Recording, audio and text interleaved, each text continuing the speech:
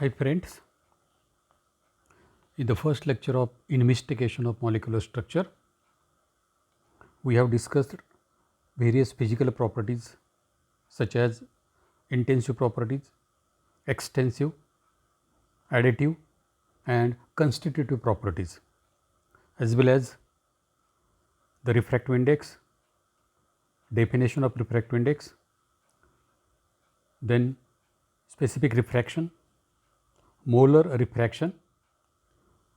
So, here molar refraction, it is determined by using the formula Rm is equal to n square minus 1 divided by n square plus 2 into m by d, where capital M, it is the molecular weight of the substance, small d, it is the density of the substance, and small n, it is the refractive index. So, here molar refraction has unit ml per mole.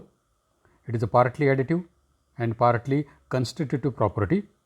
So, refractive index of any liquid or solution, it can be determined by using the Abbe's refractometer and substituting the value of the refractive index in the formula, that is Rm is equal to n square minus 1 divided by n square plus 2 into m by d. We can determine the molar refraction of that liquid or that solution.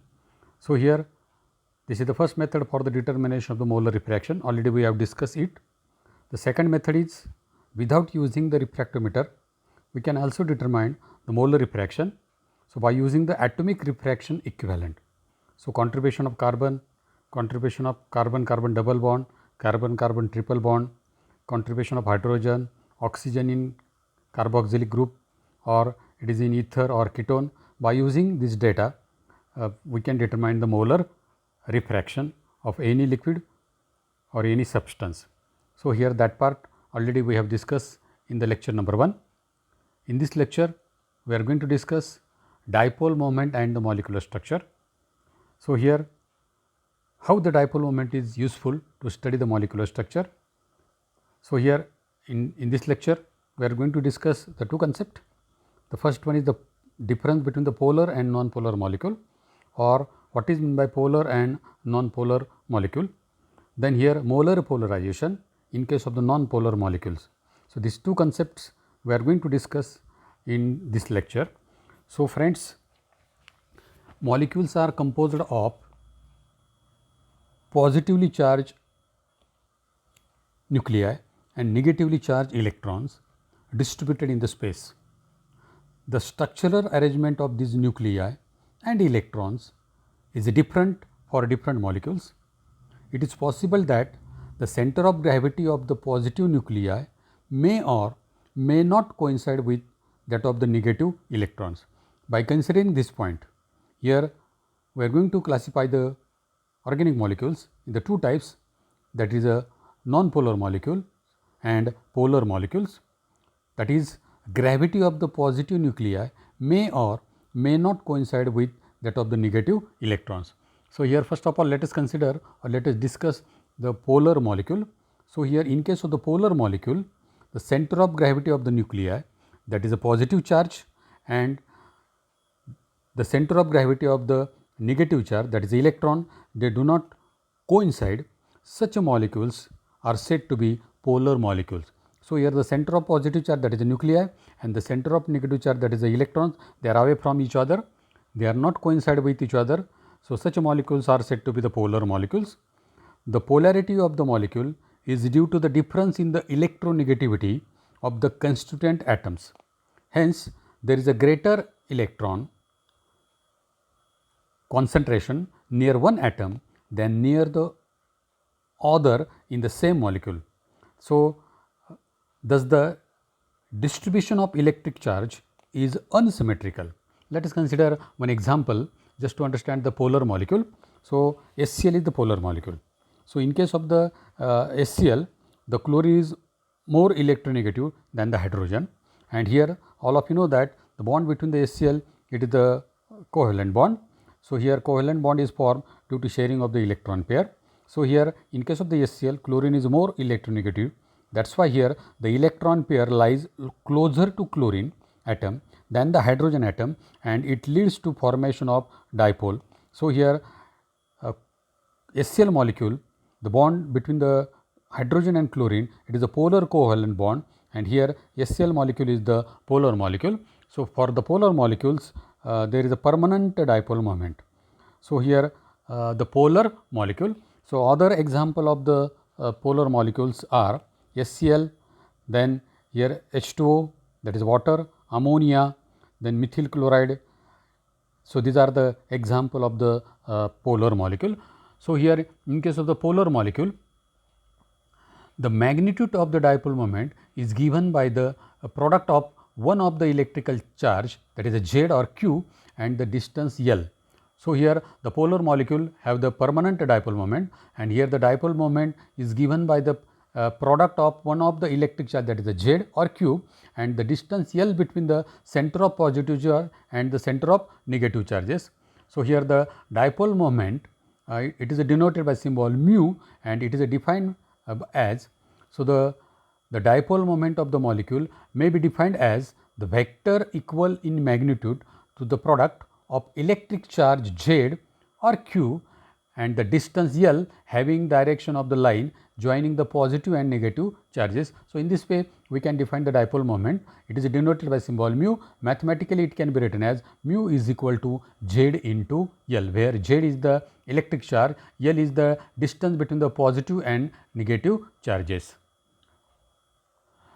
So, here the distance L, it is the order of 10 raised to minus 8 centimeter, and the electronic charge is of the order of 10 raised to minus 10 ESU, electrostatic unit. So, hence the dipole moment is of the order of 10 raised to minus 18 ESU centimeter. So, here this is called as the 1 dBi unit, that is the 1 dBi unit is equal to 10 raised to minus 18 ESU centimeters. So, here this is about the polar molecule. The polar molecules have the permanent dipole moment. These are some example of the polar molecule: HCl, H2O, sulfur dioxide, hydrogen bromide, hydrogen iodide, ammonia. These are the polar molecule. Then let us consider the second type, that is a non-polar molecule. So, in case of the non-polar molecule, these molecules possess electric symmetry. The center of positive charge and the center of negative charges, they are coincide. Therefore, non-polar molecule do not possess the permanent dipole moment. But here, what is the important? When the non-polar molecule, when it is placed in an electric field, these molecules possess induced dipole moment. So, here in case of the non-polar molecule, the center of positive charge and center of negative charges, they are coincide with each other. So, here such molecules are called as the non-polar molecule. Here are some example of the non-polar molecule: H2, then O2, N2, Cl2, benzene, carbon tetrachloride, methane, then para dichlorobenzene. These are the example of the non-polar molecule. Let us consider example of the chlorine. Here Cl2, both the atoms are the chlorine. So, here electronegativity of the both the chlorines are same. So, here the again the bond between the two chlorine atoms is a covalent bond, and here the electron pair is equally shared between these two chlorine. So, there is no partial positive charge and partial negative charge as like as the HCl. In case of the HCl, this chlorine has the partial negative charge, while this hydrogen it has the partial positive charge, and bond between the hydrogen and chlorine it is a polar covalent bond. So, here in case of the chlorine, the electron pair is equally shared by the both the chlorine because their electronegativity is same. So, here the polar molecule and the non-polar molecule. Then next concept is the molar polarization. So, here we are going to discuss the molar polarization in case of the non-polar molecule as well as in case of the polar molecule. So, here in this lecture we are going to consider only the non-polar molecules. So, all of you know that in case of the non-polar molecule, the center of positive charge and the center of negative charges, they are coincide with each other. This is shown in the diagram. Center of positive charge and center of negative charges, they are coincide with each other. So, here when such a molecule is introduced in the electric field between the two charge plate. So, this is the positive plate while this is the negative plate. The field will attract positive nuclei toward the negative plate and the electron toward the positive plate.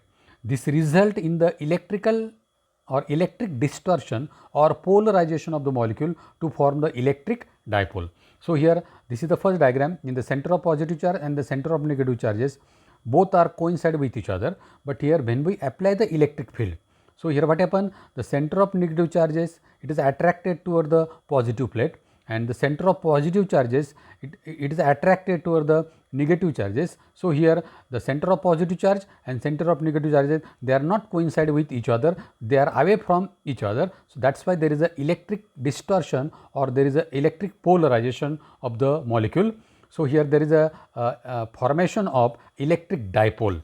So here this is due to the when we apply the electric field to the molecule, non-polar molecule. Then here in case of the non-polar molecule, this polarization is observed, or this polarization is last only as long as the field is applied. So here when we remove the electric field, what happen?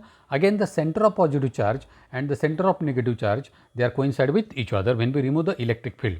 So here when the field is removed, again the distortion disappear and molecule comes to the original position. Therefore, this type of electric distortion of molecule is called as the induced polarization, or such types of the polarization, it is the induced polarization. It is not permanent polarization, it is a temporary polarization. When we remove the electric field, again here the center of positive charges and the center of negative charges, they are coincide with each other, and here the electric dipole form, it is called as the induced dipoles. So it is not permanent dipole, it is induced dipole, and here this induced dipole, it is given by the equation, that is a mu I is equal to Z into L. So here we know that Z is the charge, and here the L is the distance between the two charges. So here the magnitude of the mu I, that is the induced dipole, is determined by the electric field, that is X, acting on the molecule. So mu I is equal to, or mu I is directly proportional to the electric field. So here mu I is equal to alpha into X. So here mu I is the induced dipole moment, X is the strength of the electric field, while alpha is the it is a constant, and that constant, it is called as the polarizability of the molecule. And here this alpha, that is the polarizability of the molecule, it is defined by the equation, or it is defined by as induced dipole moment when applied electric field is unit strength, or the ratio of the induced dipole moment to the applied electric field. So here in this way we can define the alpha is the polarizability of the molecule. So mu I is equal to alpha into X. So here friends, the Clausius and Mossotti, they derive the equation between the alpha, that is the polarizability, and the dielectric constant, that is the capital D of the medium between the plates, given by the equation. So here the Pm is equal to Pi. What is my Pm? Pm is the molar polarization. In case of the non-polar molecule, this Pm is equal to Pi, that is the induced molar polarization, and it is equal to D minus 1 divided by D plus 2 into m by d, where m is the molecular weight of the substance, d is the density of that substance, and capital D is the dielectric constant of that substance or that medium. So just substitute in the value of the capital D, that is the dielectric constant, m is the molecular weight, d is the density, we can determine the Pm or the Pi. Or here if we know the polarizability of the molecule, so this is the formula, that is the Pm is equal to Pi is equal to D minus 1 divided by D plus 2 into m by d is equal to 4 by 3 pi n alpha. Again here n is constant, pi is also constant, 4 by 3 it is also constant, n is the Avogadro number, alpha is the polarizability of the molecule. By substituting the polarizability of the molecule, again we can determine the Pm or the Pi. If we know the dielectric constant, then we have to use this formula, that is a D minus 1 divided by D plus 2 into m by d. When we know the polarizability, then Pi or Pm is equal to 4 by 3 pi n alpha. So here in this way we can determine the induced polarization. Then here D, capital D, dielectric constant, it is a unitless quantity. Then here the unit for the induced polarization or the molar polarization, it depends on the m by d, and all of you know that m by d is the molar volume. So here the unit of the molar volume, generally molar volume, it is expressed in terms of the cubic centimeter per mole, or here the ml per mole. So the unit for the Pm or the Pi, it is also ml per mole or cubic centimeter per mole. So here friends, dielectric constant is the property of the given medium. So for vacuum D is equal to 1, but for the other than vacuum or other medium D is greater than 1. So how we can define the term dielectric constant? For measurement of dielectric constant, first here capacitance of the condenser in vacuum, and it is denoted by C0. That means here we have to measure the capacitance of condenser in vacuum or in air is measured.